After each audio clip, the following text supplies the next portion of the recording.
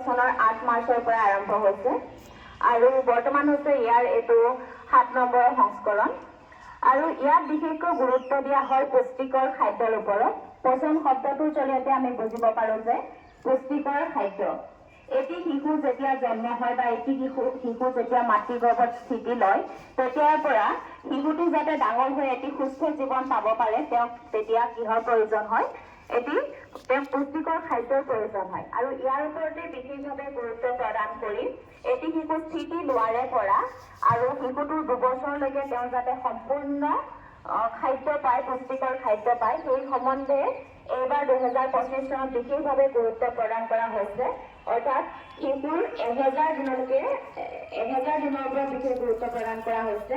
দ্বিতীয়তে এইবাৰ গুৰুত্ব প্ৰদান কৰা হৈছে যিটো পোষণ ট্ৰেকাৰ এপ অংগনবাড়ী কৰ্মীসকলে তেওঁলোকে পোষণ ট্ৰেকাৰ এপত যাতে প্ৰত্যেক শিশুৰ ৰেজিষ্টাৰ থাকে তাৰ ওপৰত বিশেষভাৱে গুৰুত্ব দিছে আৰু তেওঁলোকে ইয়াৰ ওপৰত কাম কৰি আছে আৰু যিখিনি গাঁৱৰ ভূঞে পিছপৰা অঞ্চলত থকা শিশু তেওঁলোকে যাতে সকলো সুবিধা পাব পাৰে পুষ্টিকৰ খাদ্য তাৰ ওপৰত গুৰুত্ব দিয়া হৈছে আৰু বৰ্তমান সময়ত সততে দেখিবলৈ পোৱা এটা অসুবিধা হৈছে যে বাচ্চাবোৰ খুব শকত হয়। ক্ষীণ হলে আমি কওঁ যে পুষ্টিহীনতাত ভুগিছে কিন্তু শকত হোৱাটো এটা ভাল লক্ষণ নহয়। সেই বিশেষ শকত হোৱা বাচ্চাবোৰৰ ওপৰতো বিশেষভাৱে মেদবহুলতাৰ ওপৰতো এইবাৰ ২৫ চনৰ চৰকাৰে বিশেষভাৱে গুৰুত্ব প্ৰদান কৰিছে আৰু আমি PMC মডেল উচ্চতৰ মাধ্যমিক বিদ্যালয়ৰ NSS ইউনিটে ইয়াৰ ওপৰত বিভিন্ন ধৰণৰ কাৰ্যসূচী গ্ৰহণ কৰি আছো।